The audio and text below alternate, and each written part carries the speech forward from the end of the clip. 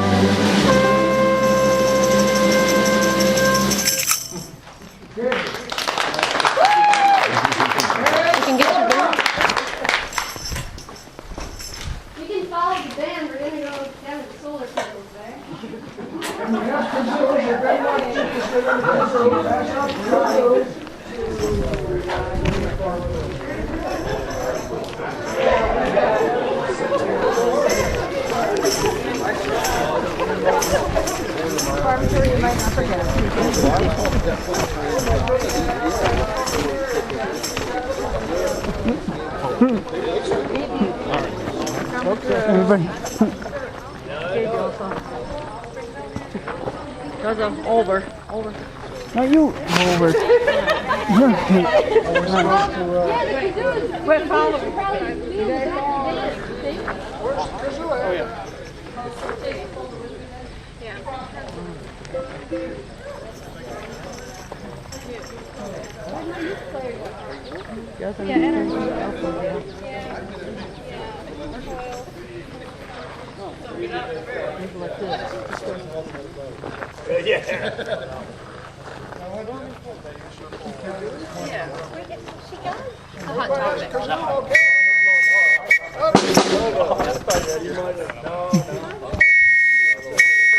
Forward march!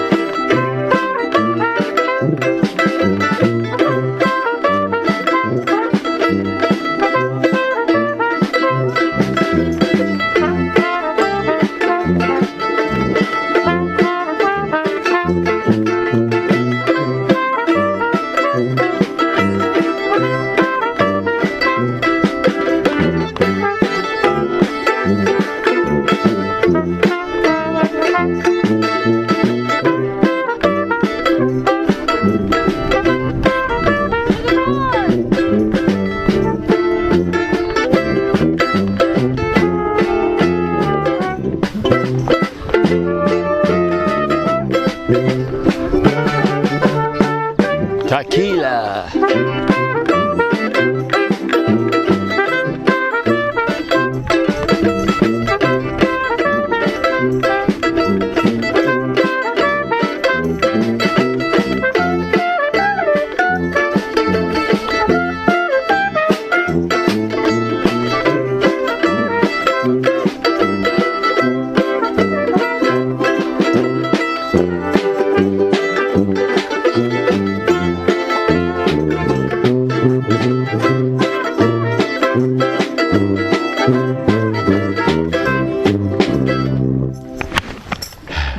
Thank you very much.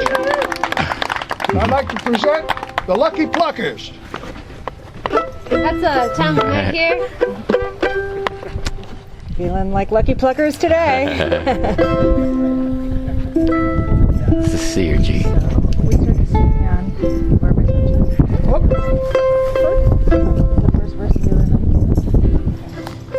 But we'll do a little instrumental jam. Now, I've heard people say, some people Kids say say. that with these Yep. solar collectors, they will attract the cosmic rays. go I C, want to say A there's no minor, truth to it at all. Yeah. The end of So it. you have nothing to worry about, but playing the sousaphone, you can't be too careful.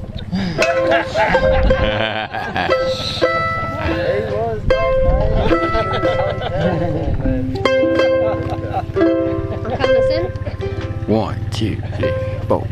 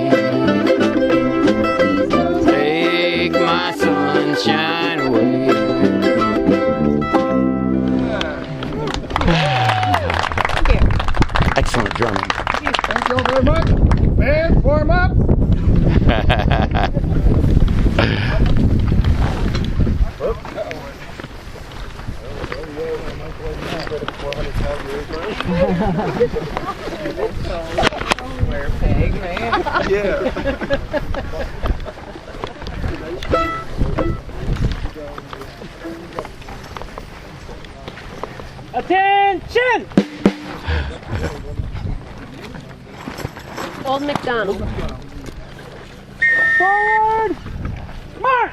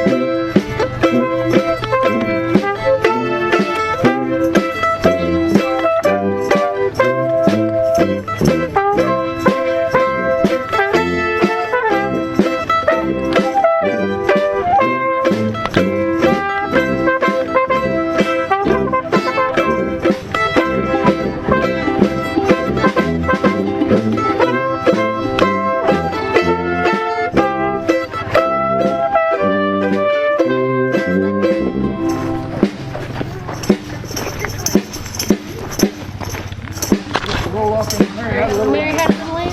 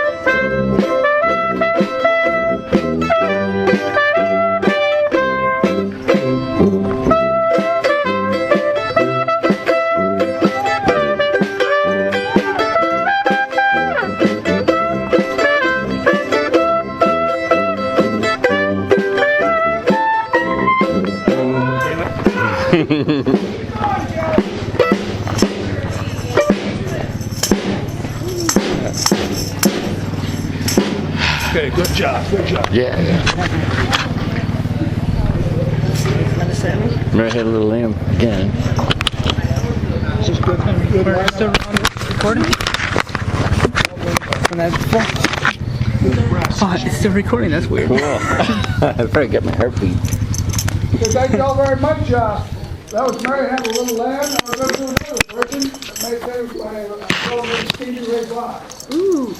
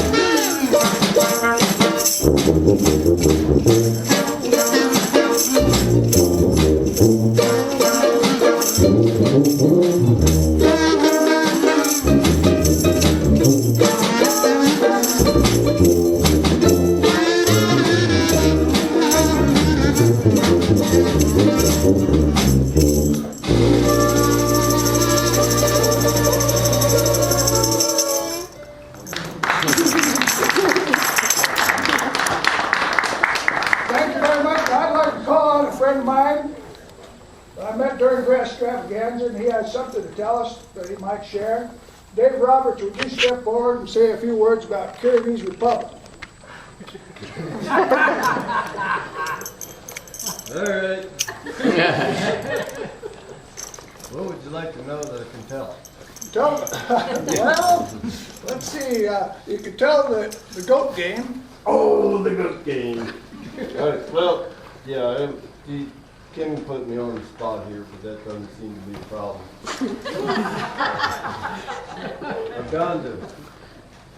I do these volunteer assignments for USA, it's kind of a good thing.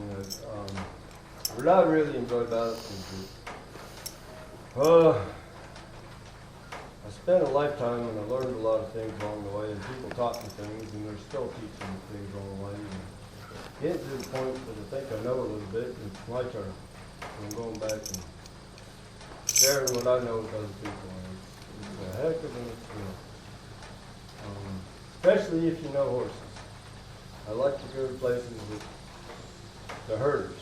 Been in Mongolia, been in South America, and now I've been to Kyrgyzstan. Been there, went in September, went back in January, went back, just came back a week ago. It's over there for a couple of weeks ago. We were trying to get them here, you know. They would have had a good flavor and probably fit right in.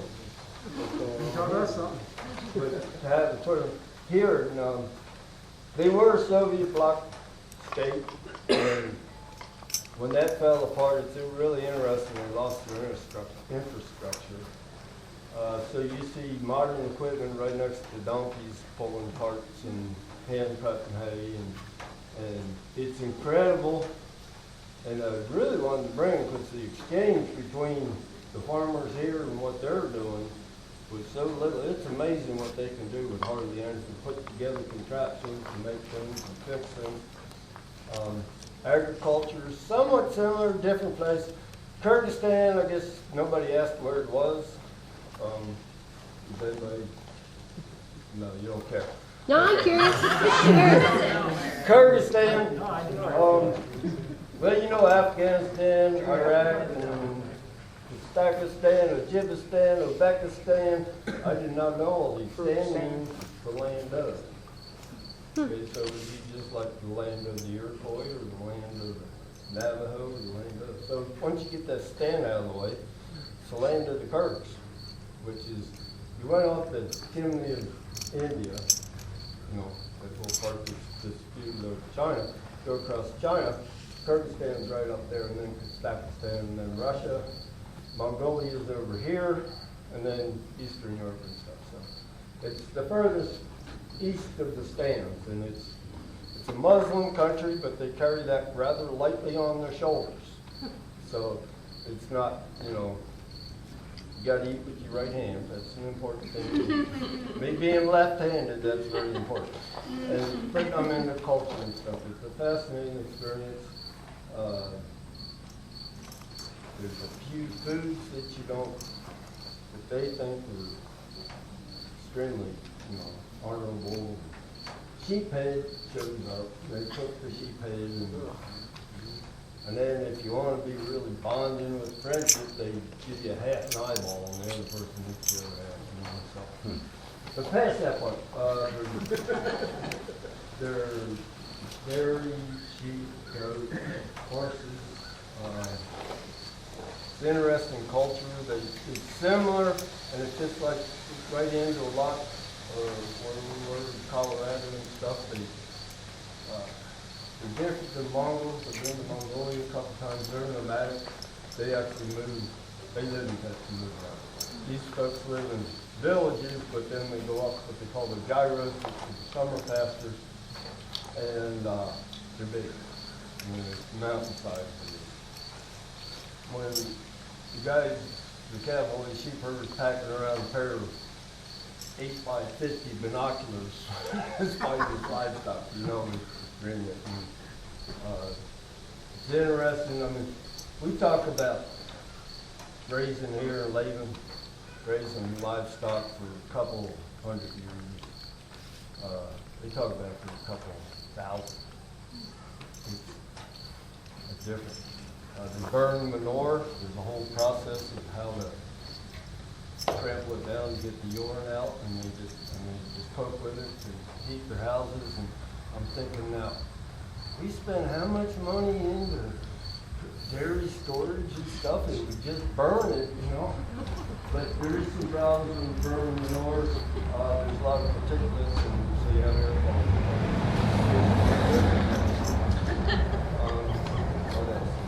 If you really want to talk about the Goat King, You can quit anytime. all right, see you guys. Anybody here from Peanut Undercover? Yeah, that's good. It's like a big soccer field. Oh, I Two goals, just pitch like this. The challenge is to pick them up, the goat up. Yep. You run all the way to the other end and throw it in. It sounds pretty simple. There's horses involved. Then you have to be a horseback to pick the goat up.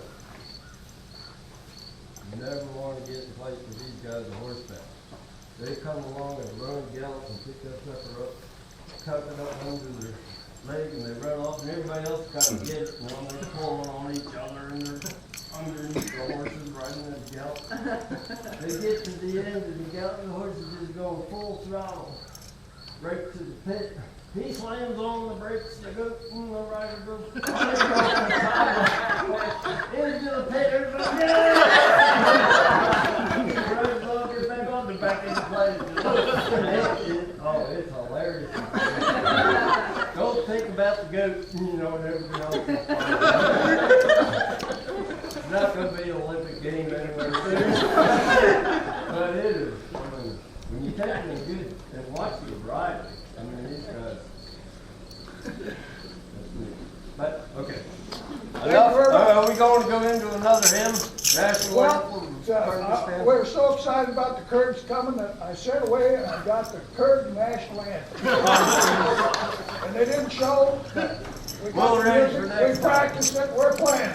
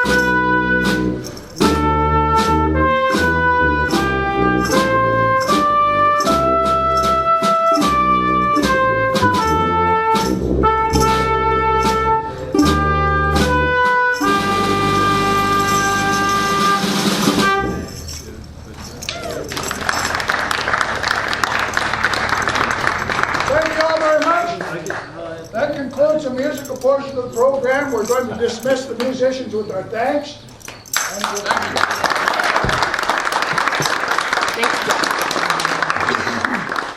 and we'll carry on with the rest of the pasture water.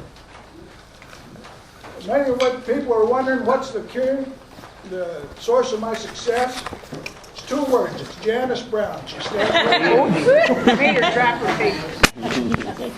Yeah, we'll get him. Yeah. Okay, we have handouts. There is some water here for the band as well. Oh, thank you. Oh, thank you. Thirsty? Anybody who needs water? Thank you. The band would like something to drink. Thanks, Lynn.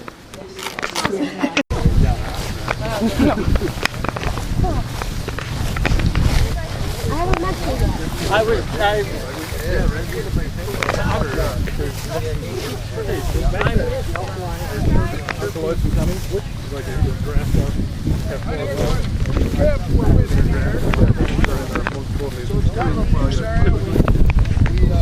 This area with no-till, Italian ryegrass.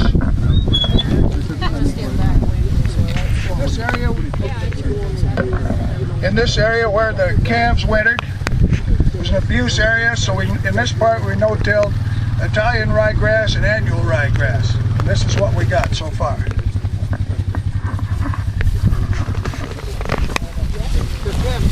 How does that compare to what I would have expected a lush carpet with no weeds. But I've been doing this too long to really, so it's okay. It's good chow here.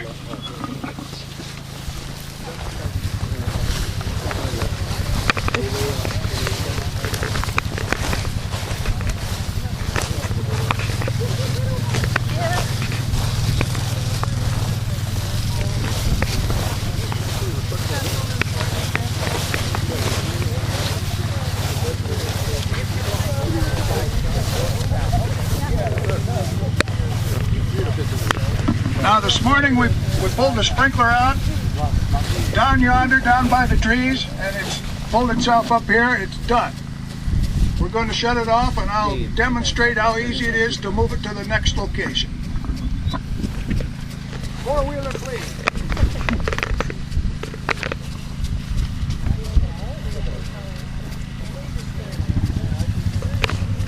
The fence is off.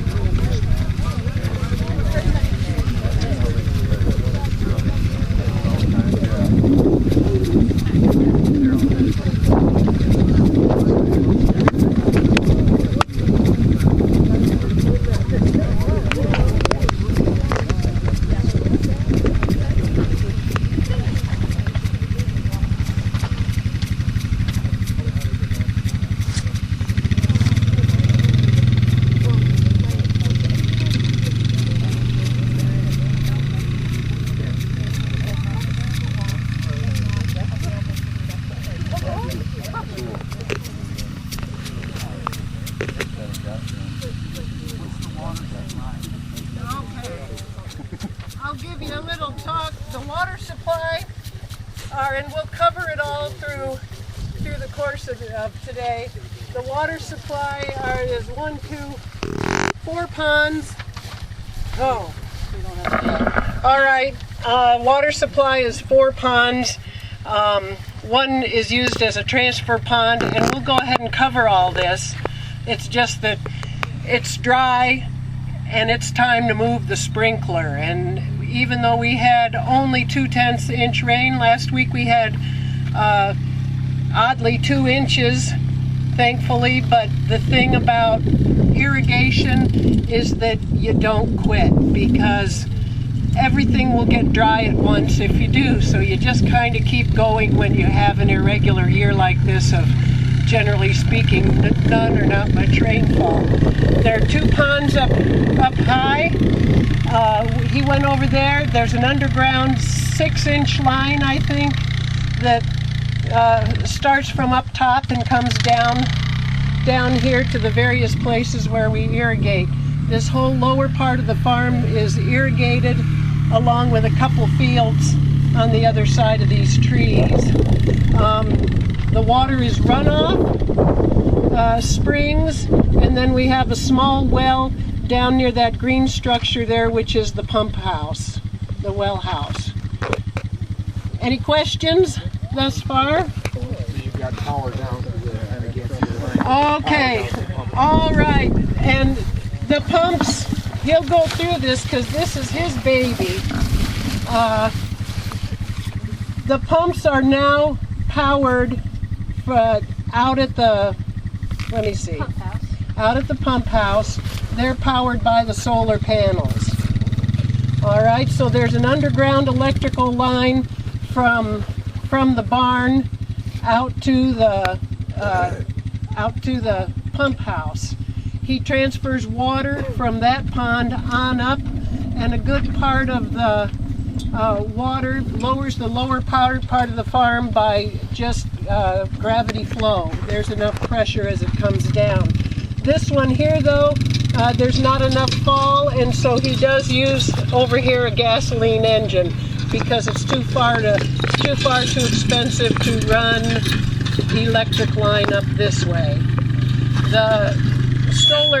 The solar panels, the amount of the size of the solar installation was made considering our household needs, which pale in comparison to the milking and the irrigation. This is the first year we've had the irrigation pump hooked up electric. We've had all gasoline engines before. Any questions? Why am I bleeding? Because I bang myself. So don't mind me. In the morning, I bring the sheep up this way. They come from the shed we were standing in. Don't stay in the shed at night, but in a little corral outside of that. Walk them across the creek there through those trees and up the hill. They kind of get moving here, get some good chow, get their appetite going, and we'll keep walking up the hill and we'll see probably more irrigation, more solar, and more sheep, and more grass, of course. And the solar panels are actually tied to the grid, so we don't tap directly into them. They're tied into the grid, and then we get credit on our electric bill. That's kind of how it works. How many kilowatts is the system? I'll let my father speak on that. He'll tell you all the specs. I guess we could use this time to get to know each other while Dad's hooking things up. I don't need to talk, right?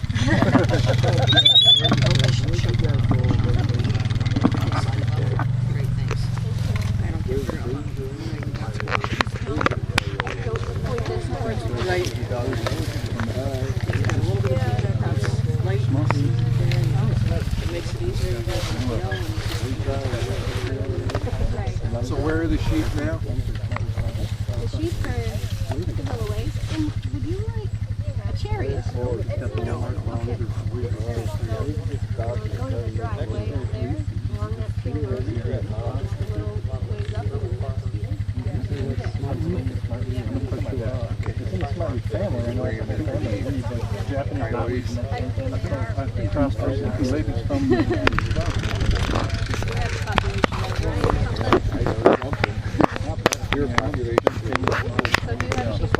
No.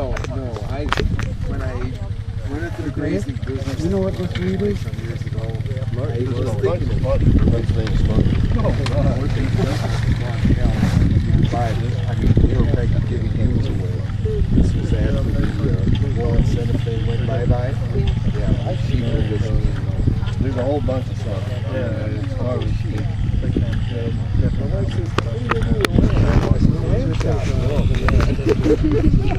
She can stop happening. No. So I went cattle instead. Coming up, there's a lot of plankton and We'll dry your ball. yep. Well, that's a lot of it. That's good. I took the guy from I remember a couple years ago, several years ago.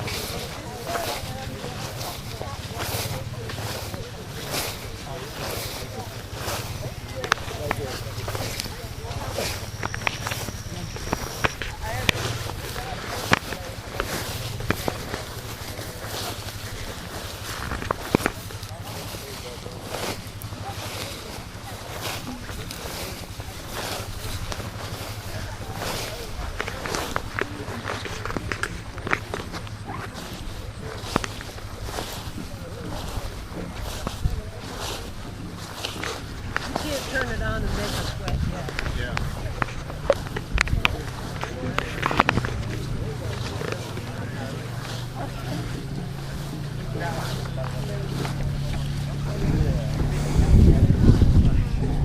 just one. Yeah.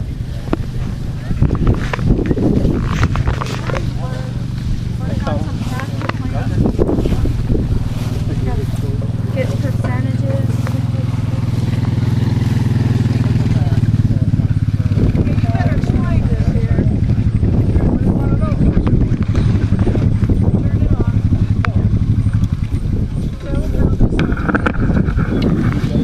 This is a Kifco T200S hard hose traveler. The hose on it is 320 feet. So we pull it out there, we can get, time it squirts out, you can get 400 feet that way. Turn it around and do the same thing that way. It'll irrigate 150 foot wide. Time it comes back here, it'll cover 1.5 acres. So in a day's time, we'll do 2 sets, we'll do 3 acres a day. It's all we can do with this machine. That's its limitation. Can you adjust the speed so it goes slower?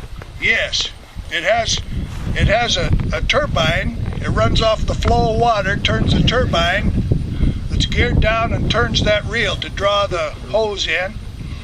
It has an adjustment. You can make it go faster or slower.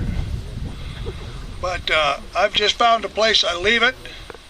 If I want it to go faster, I'll turn up the pressure. That's counterintuitive, but when you turn up the pressure, you actually put on less water. It's squirting out a little more, squirting it farther, but the turbine is running faster and it draws it in quicker. But on this calf patch, it's just wide enough where we want the extra width, so I'm running full power. Makes a good pattern. Okay, I'll go turn it on.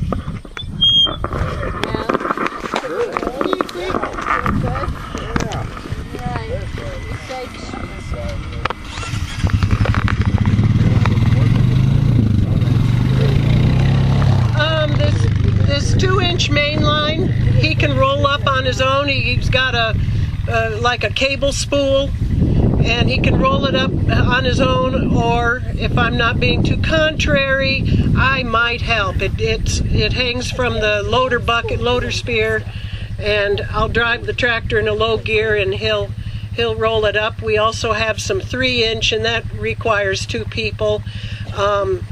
He'll unroll it on his own and usually move this around by himself, but because of the slope of the field, he can't quite see how much of this black pipe has been unrolled, and you don't want to roll it farther than it has space for, because then you got to cut it and splice it, and you know it's hard on the hard hose there. We put the yellow tape to try to help with the visual when you get down to the end of the reel. So this will take, let's see, 8 till 2. This will take 6 hours, about 5 to 6 hours for it to come up and water from there to there. He's already pre-measured. These fields are staked out, and again, he couldn't quite see the marker from up here, and that's why I went down there and stood. But it's pretty basically a usually a one-person job. Any questions? All right.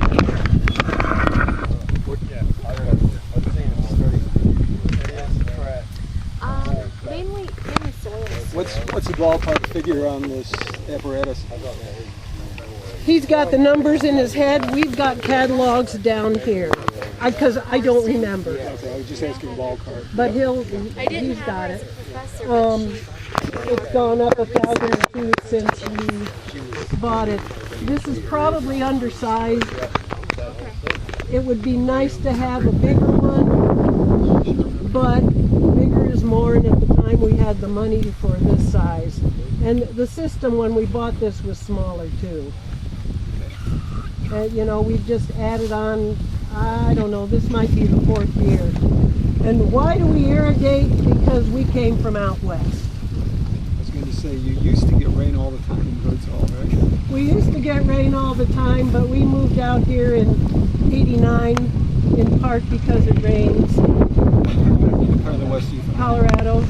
And so, you know, you're going to grow crops, you're just going to irrigate.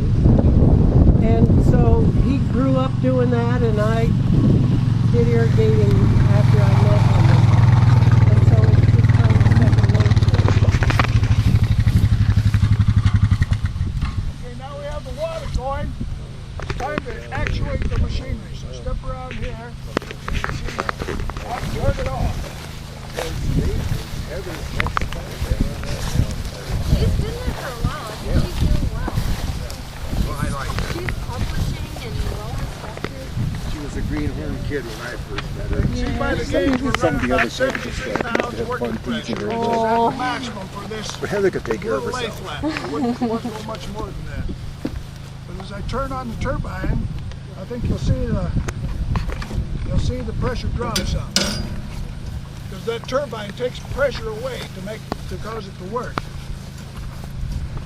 That's causing this to turn around. I'm going to engage the clutch for the reel. Get around, make sure your hose is good and tight. You don't want that hose flopping around there when you start, because then when it gets all full, it might cob up and mess up. So at the start, make sure your hose is nice and slow.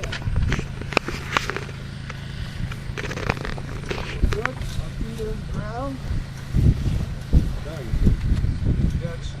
Pull that, it's going to pull the machine up until it stops, so it stops. They'll come up. The machine will just rise up until it stops, yeah. It's hit on this one, so we're in business. Be about 6 or 7 hours, it'll be done. Okay. You have a question about the shut itself off? Yes, it'll shut itself off.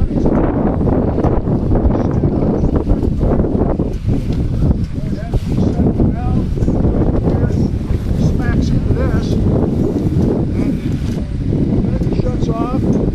Push this, it shuts off the turbine. But right now we're running a gas pump. If we shut off the gun cart and that gas pump's still running, it'll burn up the pump. So we have to come out and shut this off manually. Now down in the valley below, those fields down there, it'll run strictly on gravity. And on those, we'll set it to shut itself off. We'll go to bed and forget about it. Down the valley below, there's 60 psi standard pressure. Yeah. How much fall do you have from where you're feeding from to get that? 130 feet from the pond. 30 feet. So that's 0.434 pounds psi per foot of fall. So that's 56 to 60 pounds of compression. Okay, we can go on around across the deck. Maybe Janice can talk about the cows. Caleb's here. Kim? While we're on the way. What? You don't think you can tell us how many kilowatts your PV system is? Okay. At the panels, it's 29 kW DC. 29. So each panel is 250. Oh, it's 250. I did my math wrong and I was thinking it was smaller than that. And time it gets out to the power line, you lose a little bit, it's 25. Yep, okay. That makes sense to compare everything. Okay. Okay, what are we doing? Going to the cabs Going and to the going cabs. up Going to the up the cabs. sheets. Okay.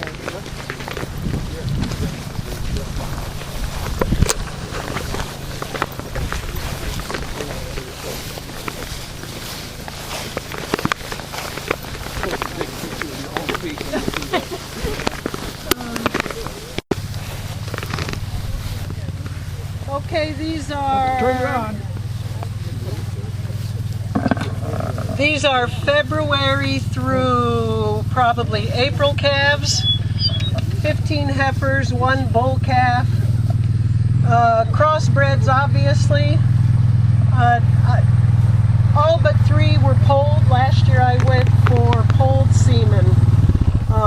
and not exclusively, but I just found a bull that I liked, that I liked the farm, I liked the statistics, I liked the breeding, and so I bought more Holstein semen last year than I've bought probably in 23 years of breeding, because we do a lot of crossbreds. Everyone on the farm, the milk cows, the calves, and the dry cows, even though we have irrigation, it's only supplemental to the rain we're not getting, and so each group has hay right now too. They're getting a little over 3 pounds of a pellet that has rumensin in it, and there are 2-way crosses and 3-way crosses. Any questions? All right, we'll keep moving.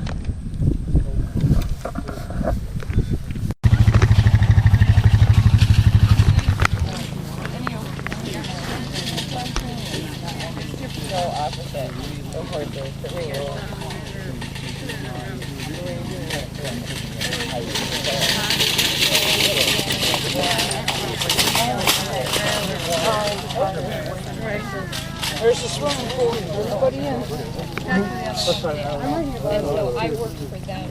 I managed their herd for a year. For the baby. Oh, I can hold it. To do something and they needed help, so it worked out. And they wanted me to stay.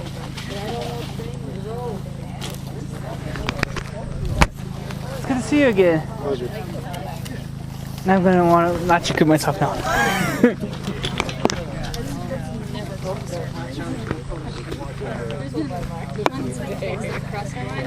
Lots of wires.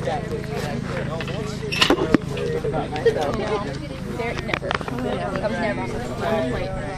I just got good. No way. Kind of on the top of this. That's running out of the same line here? And they were like, fine.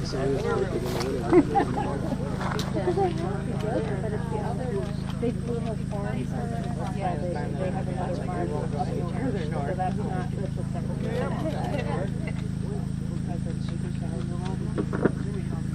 So I have my sheep helper in the white dress there. That's Pam Rice.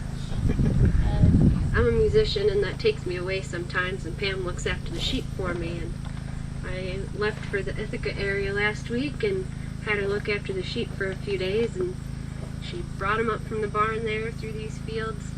And then the challenging part is to get them through that gate there, walk through here, and then take a left up here. How was it, Pam? Interesting. I didn't want to go the first day, and he went down that way, down to this whole town, they sit there for a while. And what did you learn, Pam? What did they learn? Well, you gotta have patience with the sheep and stuff. That is all. So we'll keep walking a ways. I'll show you where they settle for a little while. They eat some finer grass, and then they really go into browsing the honeysuckle, the goldenrod. We'll see what else they browse.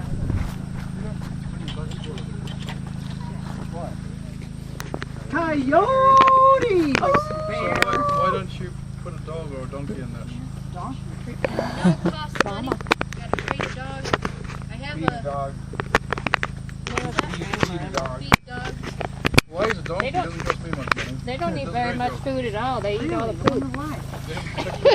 Really? If you think of the labor, it's a huge labor genetics. Yeah. But the couple hours a day that I spend, maybe an hour bringing them up, an hour bringing them back, that's good time for me to watch the sheep. And because I was watching the sheep yesterday, I noticed that one of my lambs probably has some spinal meningeal worm going on. Oh boy. But because I watch them every day, I think I caught it early. Why, can they kill them? It'll paralyze them. Really? Yep. Wow. What kind of fence do you have? Woven wire. Okay. Hard woven? Well, it doesn't necessarily stop a coyote. No. Sounds like he's from England. What's that? Yes. Last year, Electric mesh around 50 acres is pretty expensive. No, you don't do 50. Right. last year I was walking my dog, who is half Pyrenees, half German Shepherd. Walking him in the morning like I did every morning. I thought he'd make a good sheepdog someday. He likes the couch instead.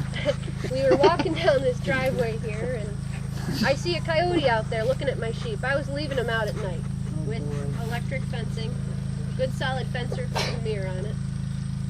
The fence had been knocked down, and their coyote was staring at it. So I think he had made an attempt to get in there. It's quite gratifying, isn't it? Quite what? Gratifying. That he didn't get in? Well, no, hopefully he got it. Oh, yeah. So, yeah. The power. Well, What practice do you use with men and children? Well, I'm trying an herbal regimen first for about a week. If I see improvement in the neurological symptoms, I'm going to keep on that course. But if not, I'm going to hit them with a chemical wormer. What are you going to use? Well, I used Cydectin last year, so I should use something different. Is there a recommendation from a sheep producer what to use this year, if not Cydectin? No variation in the same chemical. Okay. Well, I think ivermectin is really the only thing that's for the right that class. What about barber pole? Do you have problems with barber pole worm? I haven't yet, No? You're lucky. but I've only had sheep for 2 years now. Okay. Do you rotate them in with the cows in the same pasture? Kind of. They say that might help with parasite load. They cancel each other out. Let's go. We'll keep on walking. Keep on keeping. The cherry trees, yeah. I think so.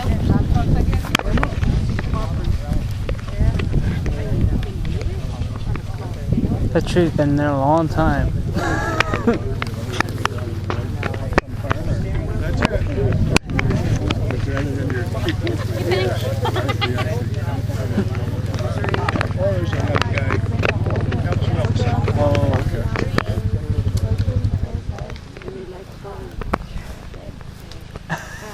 Thanks. I just wanted to point out another part of the circuit when we're going out in the morning. They take quite a while and stop and eat this honeysuckle here, browse on the different trees and shrubs around here. Really dig the goldenrod. They'll do that for maybe about half an hour and then move on. But they really appreciate the shade there, so that's something I give them. Lets them have a little rest after walking up the hill.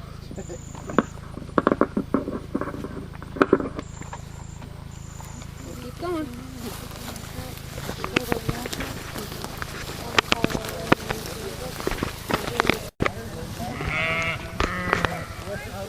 I can totally relate. You don't want to know. They don't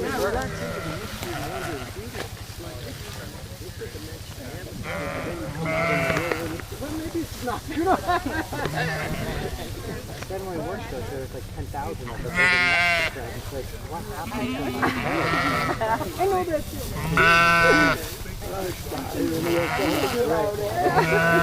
I did it before my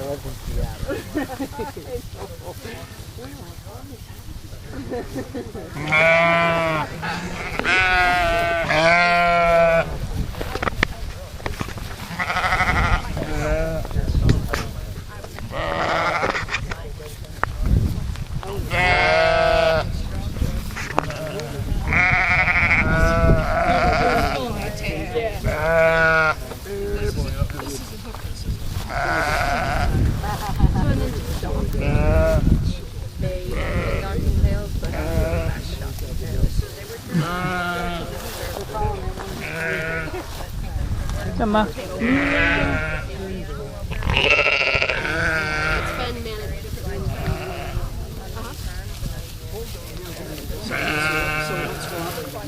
There's water.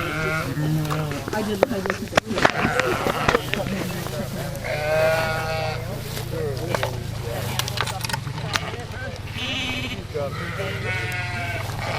How do you like the burger? I just got them.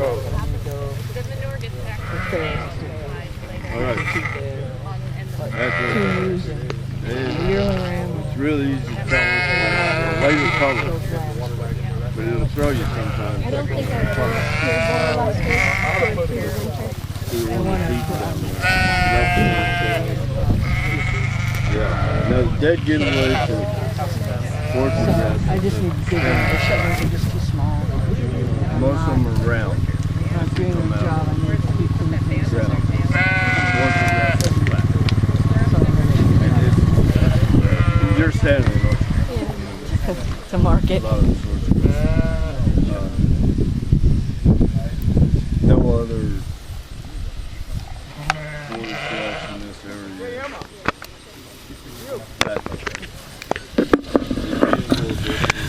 So while y'all are commencing on your tour, I'm going to be moving these sheep, I reckon. So it looks like they're kind of getting down on chow. They usually have a full belly up here at night by the time I pick them up.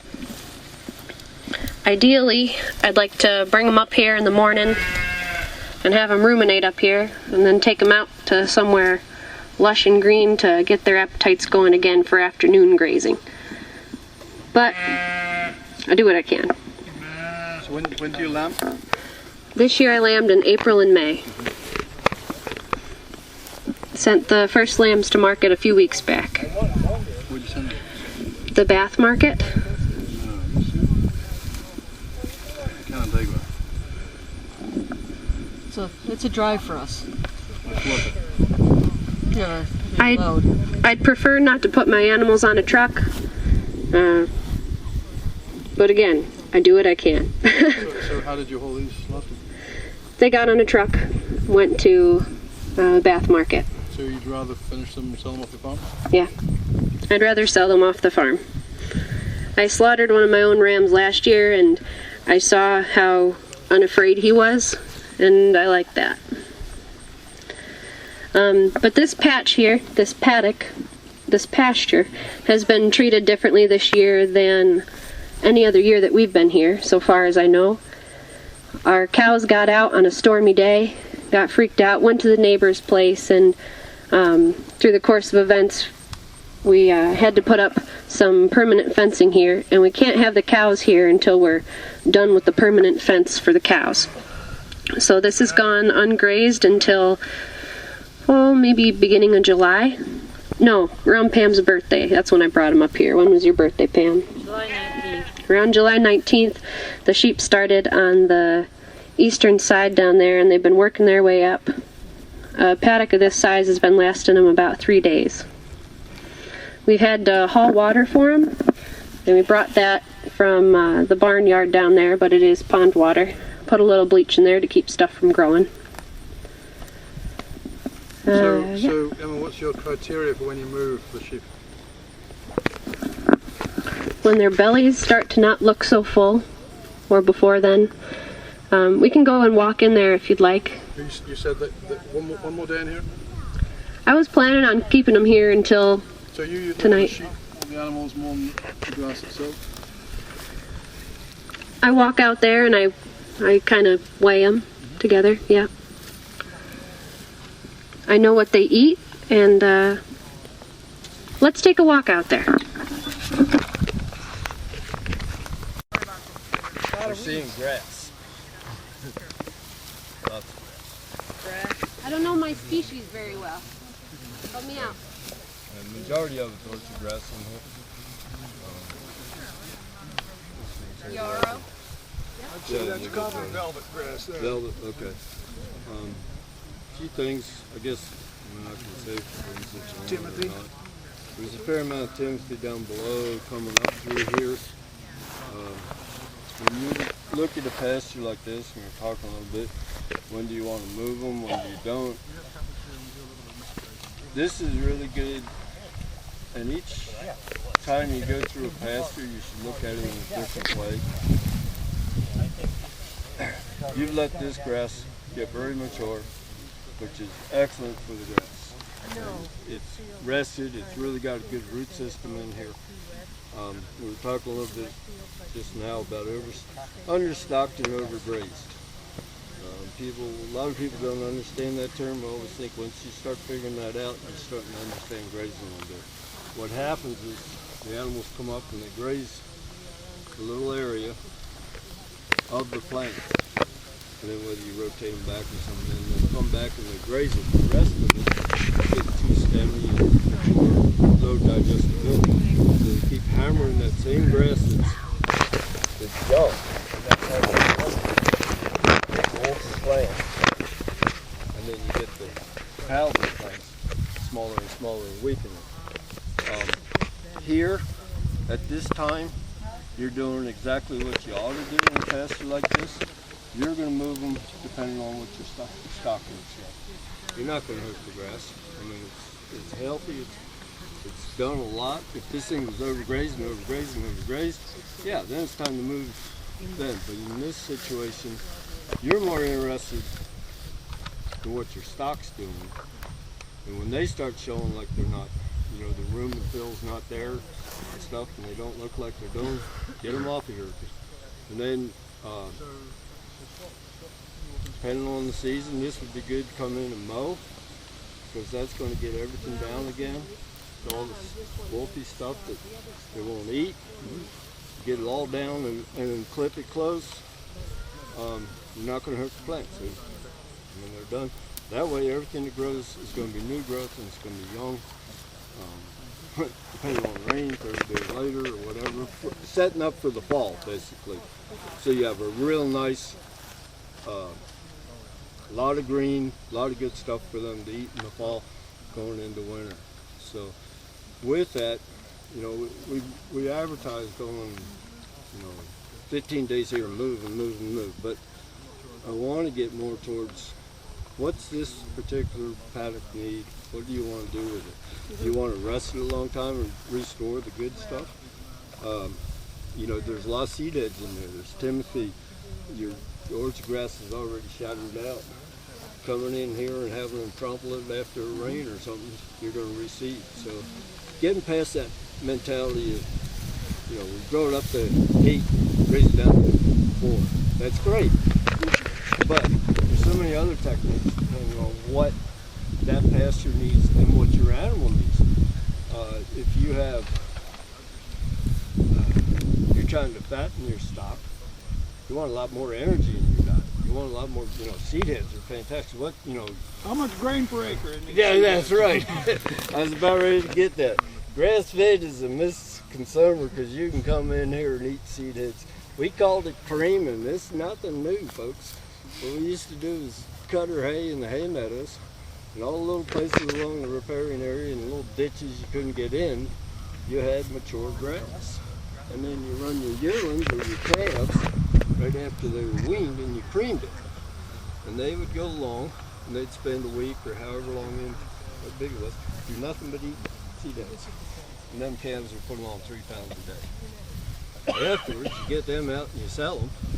Then you come in, the cows in the winter there and eat them. So thinking those through, thought process, what am I trying to raise? What am I trying to do? If you're running trained animals, they're going to need a lot of protein at different times. You know, in the winter time when the trimester are starting to build up, they need that. They need to get a lot of energy. They got to be in a good body condition for lactation. Pasture is different. It's not just, you know, it's not a resource that it's always there. It's constantly changing and improving. Droughts, what are you going to do in a drought? What are you going to do when it's not? If you come in here and it's drouthy this year, yeah, you're going to probably overgraze it because you have to. Okay, what are you going to do next year when you have rain? You best be figuring on resting it and getting it back up, get it ready for the next drought. Not hit it hard again because those roots need to get deeper. The worst thing you want to do is drive along the roadside. It's nice and green there, and you look out in your pasture and it's burnt. That's the management issues there because the root system's not deep enough. Roadside where it's not being grazed, they get healthy root system, green, they're not drought sitting. They all shut up. It's your tour, I do. So I got started. I started lambing in mid-April, and I started taking sheep out to pasture at the end of March. Right before I started doing that, I was away in New Orleans for about a month, and what was I doing but reading The Art and Science of Shepherding. And so I got back, I was all fired up. I was going to spend all day with my sheep and take them out to pasture, and spent a decent amount of time with them, but that wasn't paying my bills. So I did it for a while, and I was taking them on a circuit down closer to the lamb barn because they weren't ready to come all the way up here. And they kind of got into a routine. They'd like to go for shade underneath the solar panels throughout the day. Then they'd go to that pasture where the solar panels are, and they'd graze quite a bit. And that was pretty lush grass in the springtime. And then out to the west patch, which is on this side of the barn you see down there.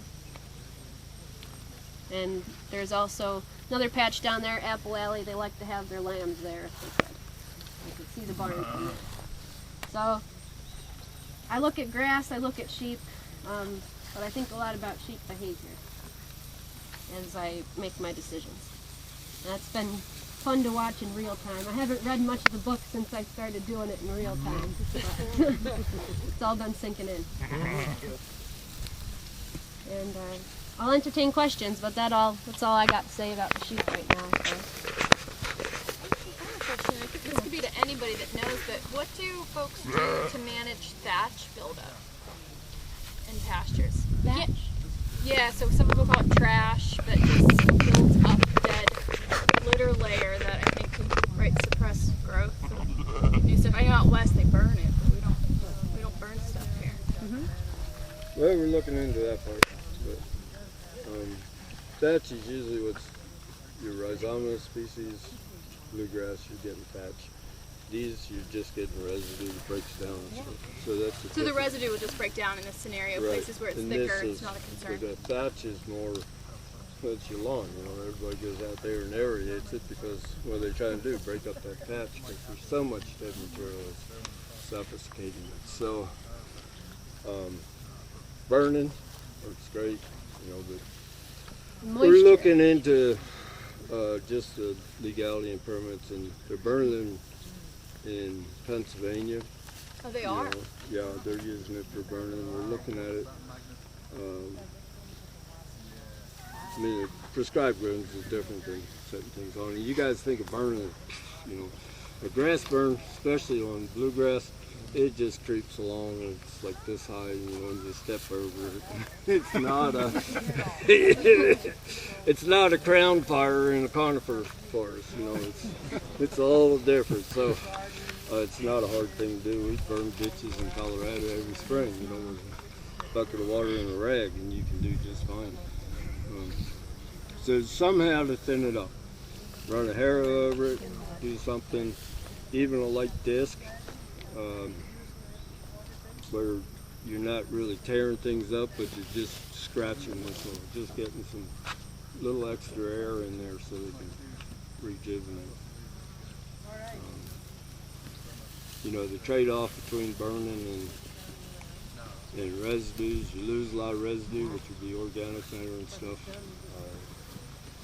Bluegrass, we worked outside of Spokane. If you know the area a little bit, a lot of your bluegrass seed for lawns and stuff is grown there.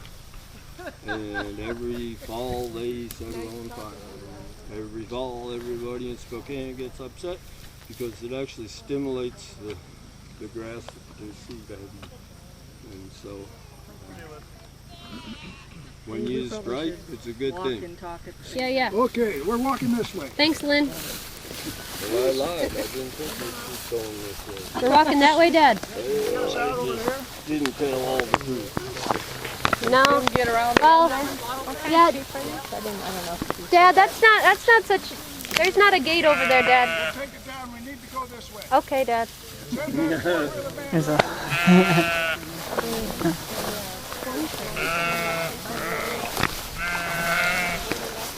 Ah.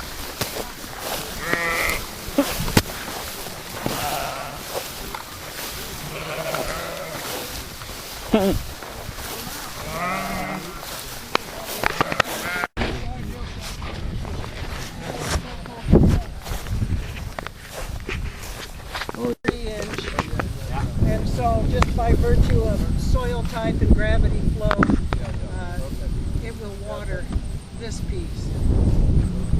Almost all the way down there, you can see the rise up there, and that, you know, there are spots that we can't get. And this was just what he kind of figured out. Well, I think the past month. I thought he was nuts. You know, you're going to poke holes in your main line, but, you know, eat crow, it works. And so we added another field.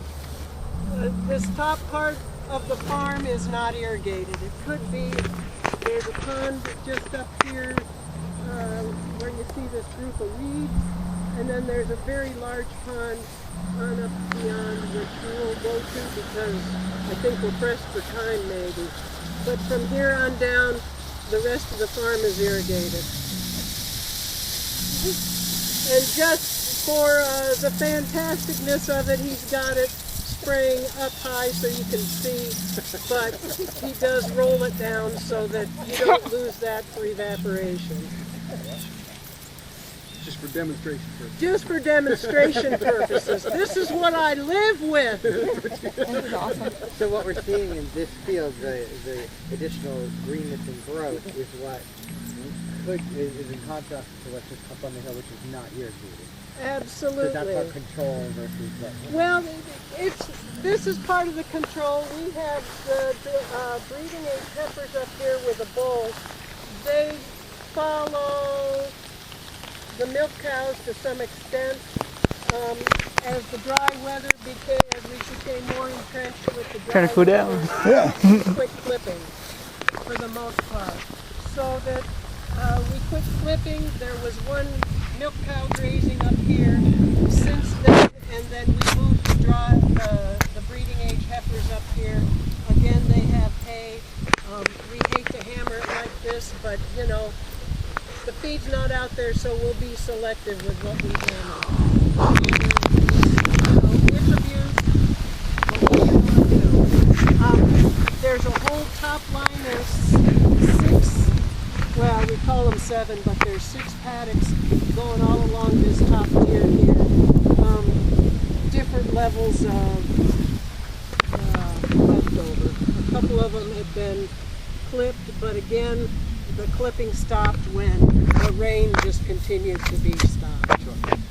Tell them about your super soaker. We have to keep moving. We have people with plane tickets. Anyone that's familiar with Allegheny County knows about Volusia soils.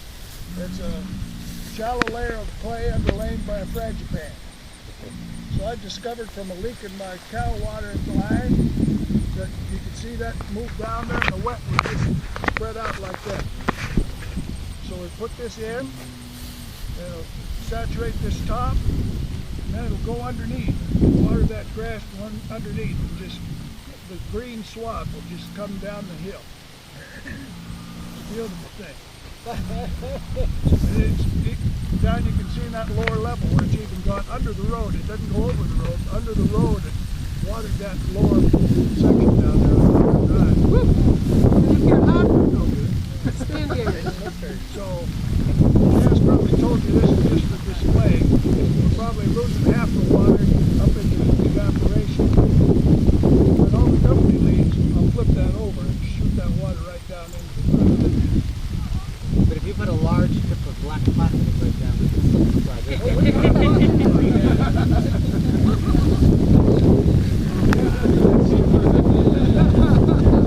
Goes right down the hill. How much pressure is it to take the run like this? Right here we're running about 30 psi out of the farm. And how long will it take to wet this whole field down the hillside? If I turn it down, it'll go from here down to that fence in 6 hours. Up like this, it might take 18 hours.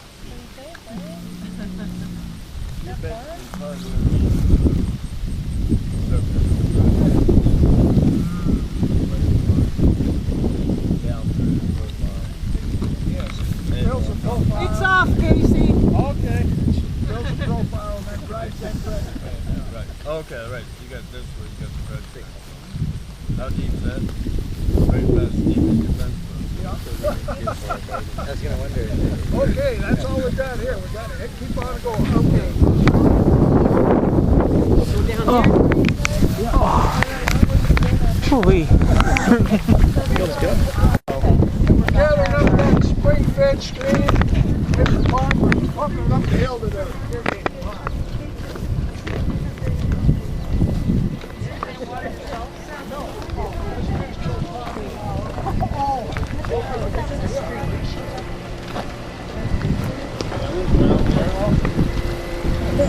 You're from the west, you're from Washington. You didn't.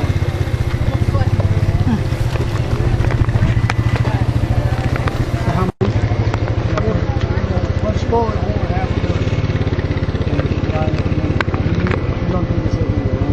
Oh, yes. So, how much more this year than you have been in the past? Well, we pumped it down several times. We're filling it all the time with these pumps. So you're not running the submersible, you're running the... you're running down 5 feet or so. Yeah, sucking out of there. We've got a submersible in the well over here. Okay. Pumping right here. Well, the whale's coming in, this one's pumping out of here. 220 circuit, that motor? Yeah. The 5 horses, 21 amps, and the 2 horses, what? How deep is the well? 165 feet. Dry tees in the well. Yeah. Okay, any questions about that? We got to keep moving on.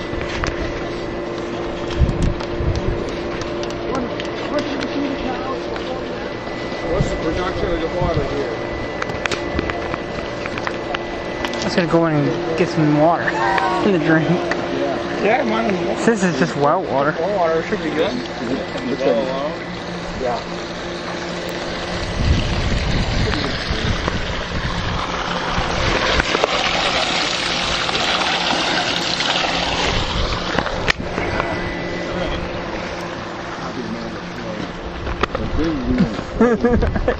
I want to point out to you probably my finest invention.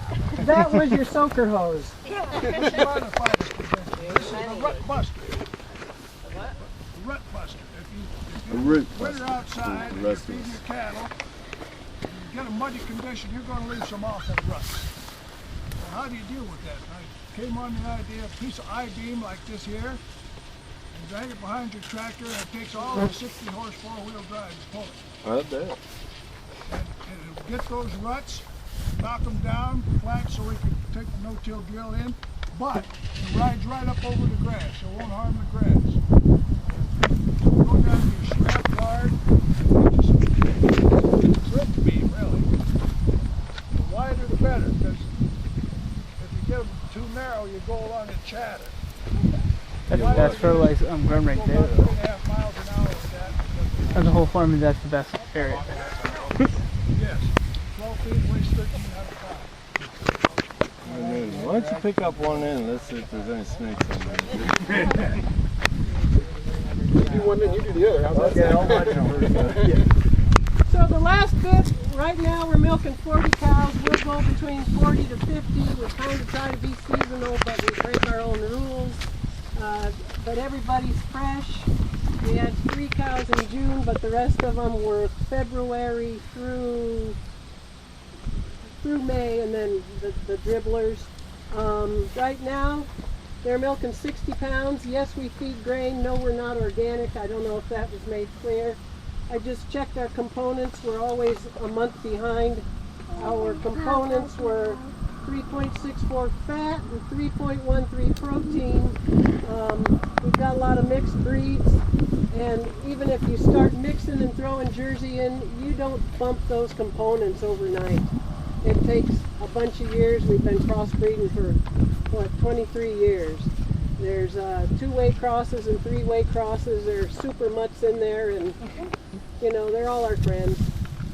So that's the quick thing, because Lynn's ready to load the bus. And anybody got any questions? Is Jonathan here, or did he leave? He had to leave. Well, right over here, this spring, we were working on this meeting. He knows us for the handle When I was going over to Alfred State, they were going to take the no-till drill and the seed in the abuse areas.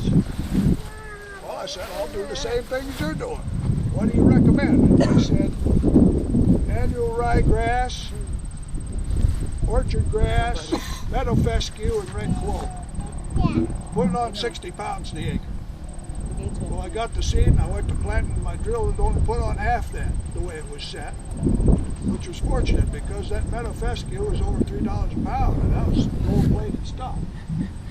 Anyway, I just did twice as many acres. Out here, the taller stuff is where I put that in and it come good.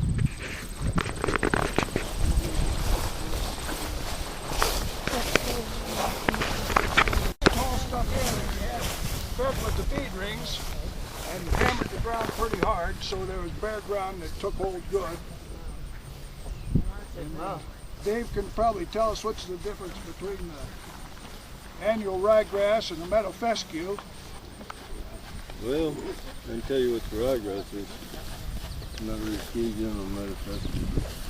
Mostly ryegrass, similar to this. And the other thing about ryegrass that's easy to tell is that it's got a very shiny leaf. So you're seeing that there. Meadow fescue is one of the fine fescues. Tall fescue is no longer a fescue. They decided to name it something else. There's fine fescues and tall fescues, which is of course fescue. There's a lot of fescues. It comes further north from here. A lot of your fescues out west, Idaho fescue, the sheep fescue, red fescue and stuff are good grass. Tall fescue. Fine leaf, it would look like a bluegrass. So I'm not sure. Well, I found it's not a tall growing grass, so I'm thinking it might be this. This? Well, that's going to be orchard grass. My experience with the meadow fescue is that this is orchard. You find a kind of a yellowish cast. You have a yellow compared to the other grasses. Yeah. But when you turn the cows out in there, you color it gone because Yeah, they love it. They come in and they This is bluegrass up on the boat tail with the boat bow on it. She wants to see that. Has to see the tip of that. All your bluegrasses will have that bow. Kind of key out on. Taxonomy-wise, you can do it one way, but after you get an eye for it, especially in seed, it's easy. Quackgrass is a ryegrass. You will see that. The way to tell crackgrass is got two oracles come around it. It'll fool you for ryegrass. This is not rye. This is ryegrass.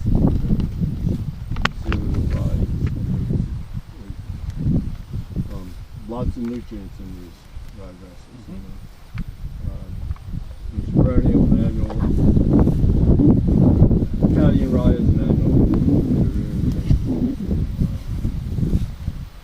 Why would you use annual instead of perennial in this mix? I don't know. I look at annuals. Well, they will reseed themselves and come back. Especially now you got so much seed head. Even a perennial is a short-lived perennial ryegrass. So why they put it in mixes is because, especially in lawn mixes, is people like to see it green. And within 3 or 4 days it's green, and then, man, that was successful. And then it dies out, and then your other grasses will come in. If you plant this with where you have meadowgrass, ryegrass, orchard grass, your annual rye will die out in a couple of years because the seeds, it'll die every year, but you'll have seed every season. And then eventually you're going to end up with a orchard grass and meadow fescue grass. The ryegrasses will just, they're not a long 5 years. They make a longer perennial rye, but it doesn't.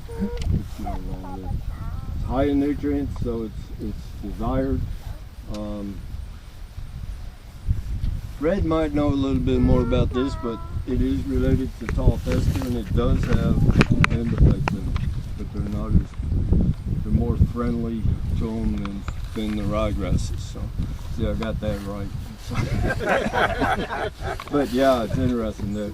And then when you get to Fesolium, which is meadow, well, it could be any fescue crossed with the ryegrass. And you'll hear that sometimes. And it's a hybrid of the two, very close related.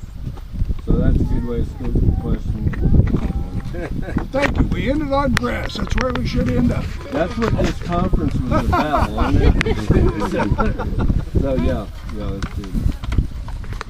How long ago was this irrigated? Oh, let's see. Went from here. This was early this week, I believe. Yeah. So within a week. Yeah. And you put on the inch. Oh yeah. Well, I was running off gravity.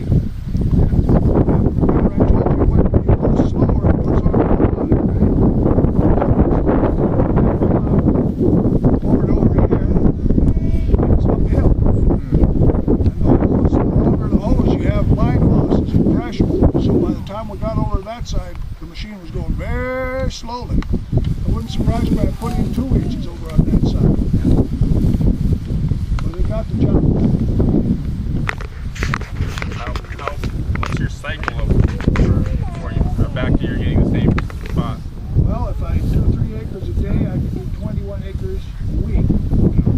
I have 10, 17, 25, 35 acres in the circuit. So 10, 12 days before I can get back. And it's wanted more than that, this year. We were just talking which we should skip. We should go to the ones where we get the best effect. And then we got a 2-inch rain there 2 Mondays ago. So we're fortunate.